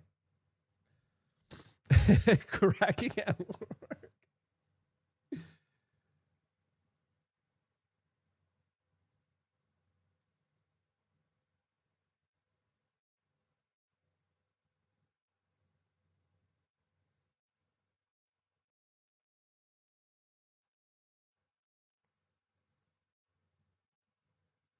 Order filled. Order filled. Order filled. Nice. Locked it in.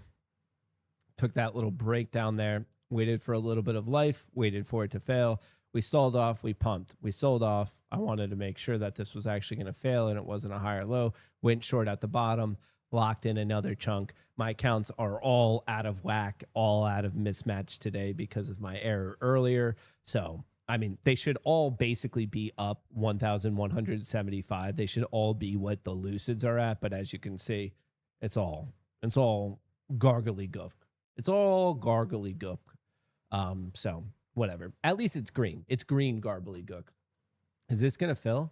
No, I'm not even that close. I'm trying to dump 3 more of these and then the other 3 on public. So I'm trying to dump 6 of my 14, 8.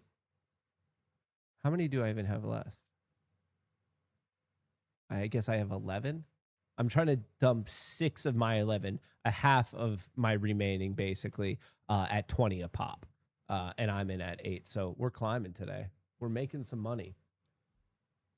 Did the lead sim fix it? I don't know because I did 2 things. The lead account being sim, I did do it on sim. You can see the sim here traded, but I copy traded it. But then I also changed a lot of these properties. So my lead account is sim, but I right clicked, I clicked on properties and I changed a lot of these right here. I basically enabled all of these, like flatten the follower. Like this is all the follower management and also the cancel follower if not filled. And I gave it some time, but I lowered the time 1 second, 1 second, 1 second, 3 seconds. And I enabled all of these to basically say, if something gets out of whack, just try to close it all down rather than me like fumbling through it. So I don't know what's going on because I don't know which one's helping me. Maybe they're both helping me. But like I said, I did switch two things. I changed the properties and I switched to Sim being the lead account. So that's, yeah, those are the two things I did. As long as it's fixed, I hope. But I'm hoping it doesn't screw me in terms of like hedging. Because I mean, I didn't make money on it. I guess some of them were fine. So all the lucers were fine. All the tradefies were fine. The question is the MFFs. I did close it as fast as possible, and I didn't make money on it. But we're gonna see. We're gonna see.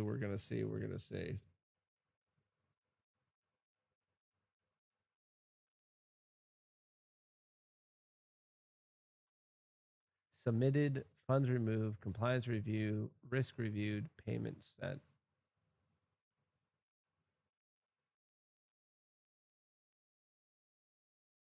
I think I need to get to 2,600 to take out money. Where's the nearest SPX gamma level? Currently 350. 350 is a big one, followed by 325, which is the bottom side of Captain Condor. These people are fucking stupid. Like, they're asking to get destroyed today. They're asking to get cracked today. Dare I say it? You know what? I usually don't say such harsh things. So if you have maybe kids in the room, maybe like close your ears or something. But he's legitimately acting like a silly goose. And like I said, I don't like to use such aggressive, strong language in this show because I understand that this is a family-friendly show, but there's no other way to put it. The Captain Condor play, the Iron Condor, they're like legit straight up acting like a silly goose. And it doesn't bring me joy to use such incredibly derogatory language, but that's what they're doing. That's a straight up fucking silly goose. Seriously. So I guess I'm using such extreme language to try to really drill into your mind the extreme nature of how much of an erroneous play it possibly is for them today. So I know that there's many kids who are watching this show, and you expect me to, as a parent, to behave in a certain way, and I understand that. But I think at a certain point, you have to teach your children what a silly goose is, and we're seeing it today. We're seeing it today. So everyone needs to know how much of a silly goose the Captain Condor community is being today. They're making their comeback the week of an FOMC. It's just so silly.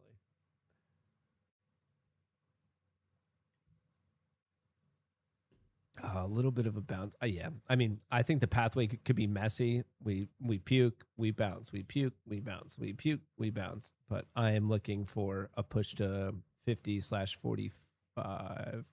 Why did I do 45? It is directly 50. My apologies for that. I must have been asleep at the wheel. Guess who's a silly goose now? Apparently it's me. I must have just had my cursor in the wrong area. I just want to, yeah, it's exactly at 350. And then that's 325. 350, 325. These are the zones if you're trading the S&P 500 index.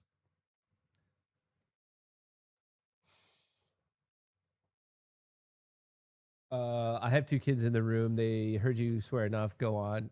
Me? Swear? That doesn't sound like me.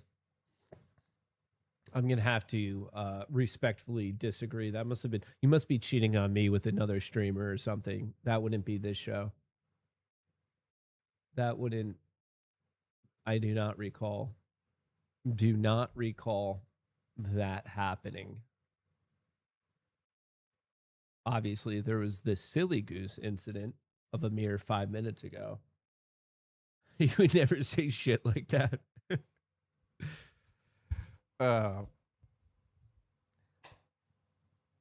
We are all kids in this room. This is a PG show. Exactly. You guys understand. We have a sense of professionalism and decorum in here. Ooh, that is going. We took out. Ugh. Is this close to getting a fill? Not really. It's in the low 18s. Maybe should I lower it to 19? I would like to have, I mean, I did lock in a good chunk.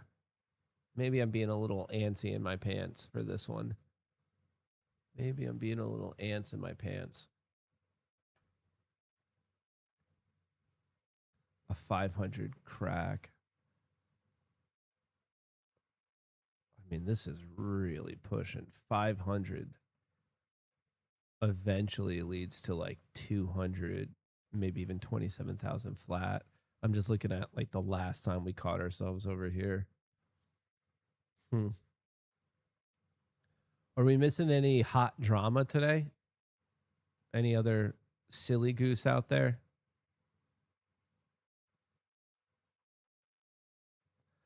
I just want to apologize to ICT for making them unravel the other day on Space. I know ICT is an old, frail man with vertigo. I should never gotten him so worked up that he almost fainted while talking about licking my a-hole. I also want to apologize to everyone in Africa for saying you must be retarded to follow ICT. Please forgive me for rattling your mentor live. Quite some crazy statements we had rocking yesterday. This is Tony Romo's I guess, video of him getting his field sobriety test. You will do 9, okay? Okay, sounds good. Okay. Just sitting there. All right. Sorry, guys. Thumbs up, thumbs down.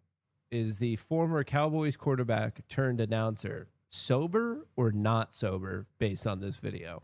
Brought the backpack that you wanted.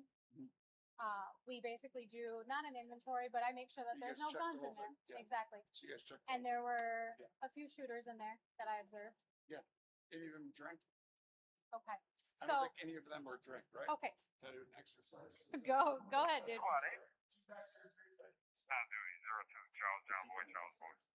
Just getting limber before the test. Let the man stretch, you know? Okay. Any head injuries? Excuse me? Any head injuries recently? Any concussions? I feel like you should just lie and say yes. Am I the smartest lawyer ever? Yes, but not recent. No, we're good. Okay. When you turn, keep the front lead foot on the line Sorry, 1 second. and turn by taking a series of small steps with the other foot. Yep. I'm going to demonstrate with 3. Yes, thank you.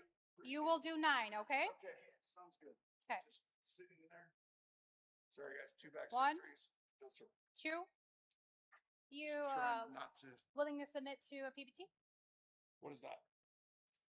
machine that you blow in? It's a preliminary. It does not determine the results of Oh, my no, test. we're not doing that. Okay. I've already heard from all the lawyers. Don't ever do that. Okay. So. All right. We're not going to do that. Okay. All right, sir. Did I pass this test? You turn around.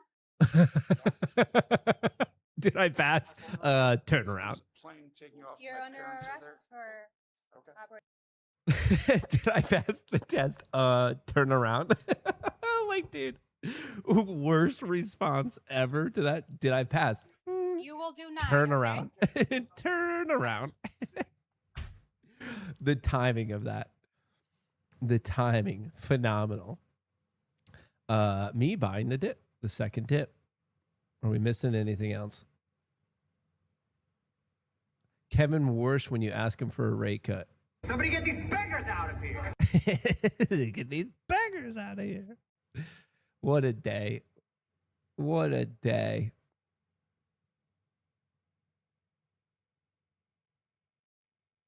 What a day. Are we missing anything? It's nice to see some people are getting paid by Apex, but what about me? What about me? What time is it? 10:51. We're still in a live period.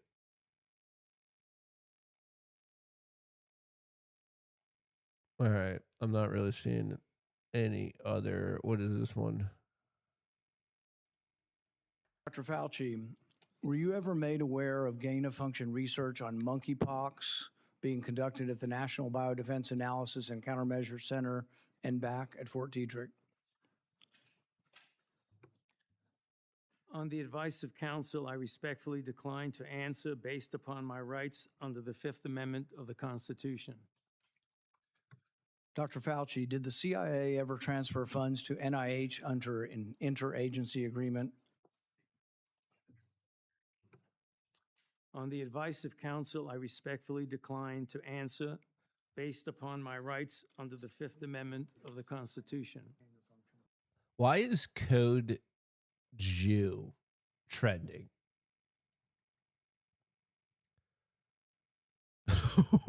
What? It's for it's for a giveaway. It's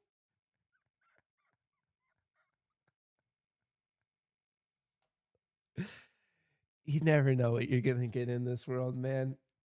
You never know what you're gonna see in this world. It was a trending affiliate code.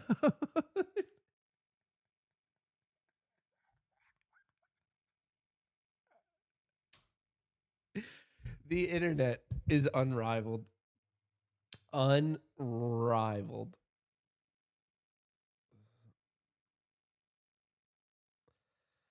I can't.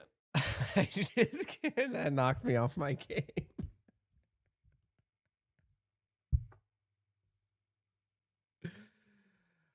Oh, man.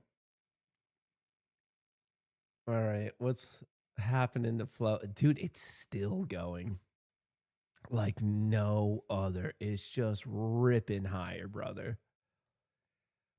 Mag 7 picking up a little bit, kind of flattened out there at 1030. NASDAQ hit going flat. Russell all over. There's no way they're going to get away with that. Is a firm really going to allow them to make that their affiliate code? When's the Fed meeting? The results come out at 2 p.m. and then the speech is at 2:30. Someone said they tagged me.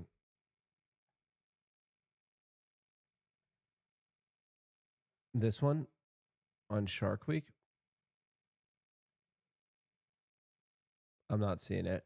Maybe you tagged a different Matt Kohrs.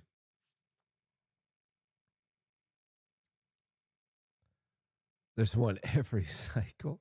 That's a layered joke. You have to have some legit market knowledge to understand this one.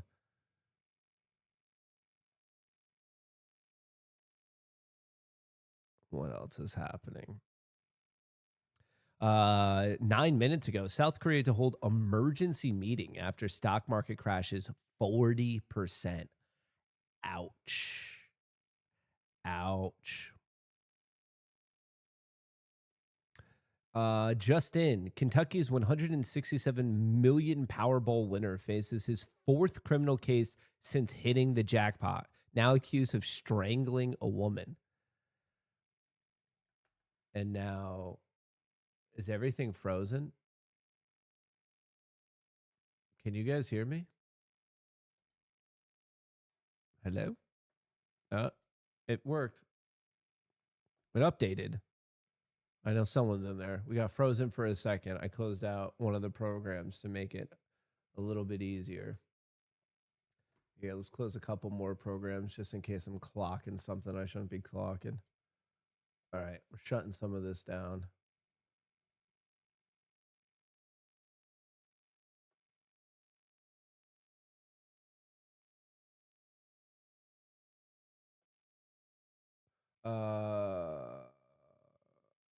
We're doing the 8 a.m. pop. I don't follow, but sure. I thought this would pop a little bit more, actually, right here. It's really not, like, we didn't even touch the 50 EMA back there at 10:05. Other than that, these pops have been really, really weak. And yet, the S&P 500, that delta flow is nonstop. Yeah, I'm looking for 350, and then from that, 325 is that reach target. But this is blowing my mind. It's still calls being bought. I think it's bought to close. I think, and then even this, I think that's the only thing that fairly explains what's going on here. Unless someone knows something about the Fed meeting or earnings we don't, and they're building their position into this, and they just don't care about the short-term pullback. If there's some gigantic rip today, and then these were players layering their position into it, into this sell-off, I think someone needs to be investigated then.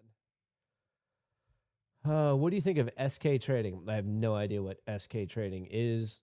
Is it a platform? Is it a person? Is it a way of life? I have no idea what SK Trading is. Never heard of it. Never heard of it. Never heard of her. Never heard of him. Never heard of them. Never heard of they. Never heard of any of it. I plead the fifth. Kentucky Powerball. And they say money can't buy happiness. Well, is it that, or is the poor guy getting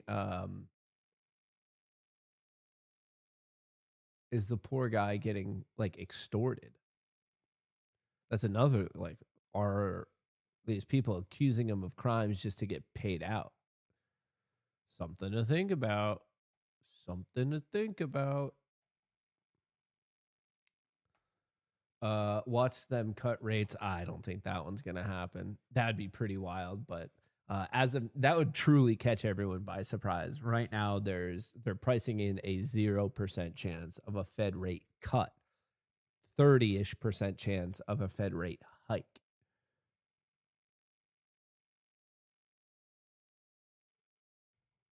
SK Trading is suck a rooster. I don't know what that means, to be completely honest. I pride myself on being caught up with all the slang, but I don't know what that one means. SK Trading is suck a rooster. Don't know.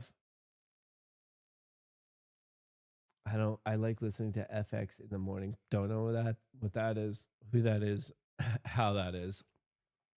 My base assumption for most people in this particular world is in this like universe of active trading and influencing, is they're lying scumbags. That's kind of my base. And then from there, it's kind of like a prove it to me thing.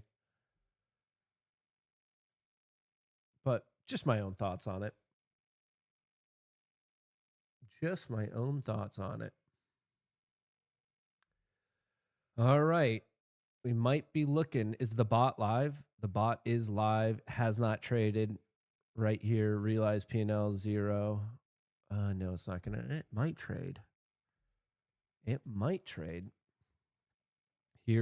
I'll put the bot account up. It's this TPT. Let's see. Let's see what in the world happens. I don't think it's technically engaged yet, but we're going to find out. Nope. I think it needs to go a little bit more. I'm seeing some sellers up here at 35-ish. 35-ish. Okay. I can see on this screen the bot is engaged, so it's potentially considering a short if price starts to fall. If price starts to fall, it will take a short.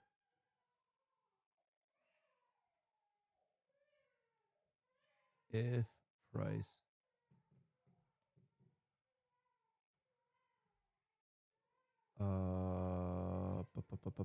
do I want to do it with it? So this should be fully automated. No, it turned off. But do I want to take the trade? Personally? Do I want to take it? The bot, it was engaged, and then it didn't like the close of that bar on the 1 minute. So it disengaged.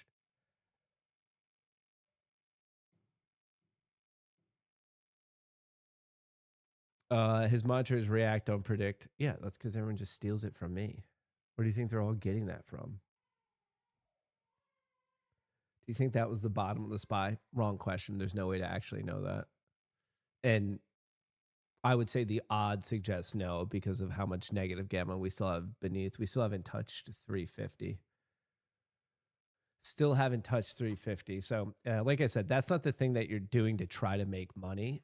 But in this particular case, what I see this monster negative gamma node, and we only got to 361. So I still think there's some distance in it, literally just reading this. But once again, that's not the right question. Just because you think it's going to go lower doesn't mean it's appropriate to be bearish. It's more of what do you think is the trend, and can you take advantage of said trend with reasonable risk to reward. So just because you think something's going up or down doesn't mean to simply be bullish or bearish. That's it's a little bit more complicated than that. You have to also look at the risk of the situation.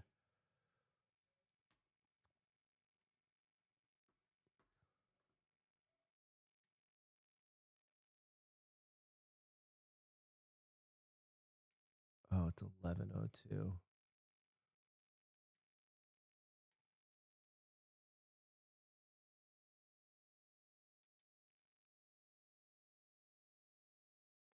The bot's re-engaged now.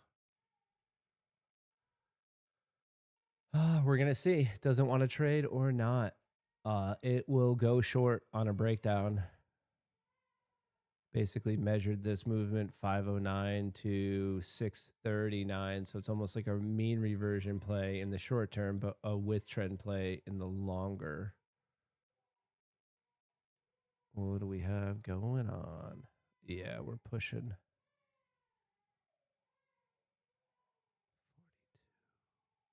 43. Nope. Bot just turned off again.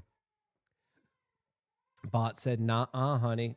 It was ready to go, but it just didn't come back reasonably enough. So it said, nope, we're not doing it. So the bot's actually now off, which is actually a perfect time for me to say we're going to take a breather, but we will be back later today. Remember, FOMC decision comes out at 2 p.m. Eastern. We'll be streaming at 1:45. And then Kevin Warsh, the chairman of the Fed, will be speaking at 2:30. And of course, we're going to be streaming that whole thing. So if you're watching me, if you're listening to me, if you're feeling me right now, we will be streaming later today. So if you want to have some fun and watch the craziness that is most likely going to be the market, I hope to see you there. We're going to be streaming at 1:45. And don't forget that after all of that, Meta and Microsoft will be reporting their earnings right after market close. So just wanted everyone to remember today, there's a lot of movement, good opportunity to be passing your evals just because you only need a little bit of a movement to get these passed. So I just want to let you know that they're running a very nice 40% off deal. You can buy the bundles of 5 to get the best deal. And this giveaway will, or I would say this particular coupon, this particular offering is going to be going away at the end of this week, the end of this month. So shout out to Tradeify. Don't forget to use that code Goonie. Other than that, I do appreciate the good vibes. We made some decent money today. Maybe we can make some more a little bit later on today. Just trying to keep things calm, cool, collected, not trying to basically not be too degenerate with this type of stuff. So that's what I'm doing today. Whatever you choose to do, I do wish you the best of luck. I hope you crush it. That's what I have for you right now. Thanks for all the good vibes. I will catch you guys in a couple hours. See you later. Peace.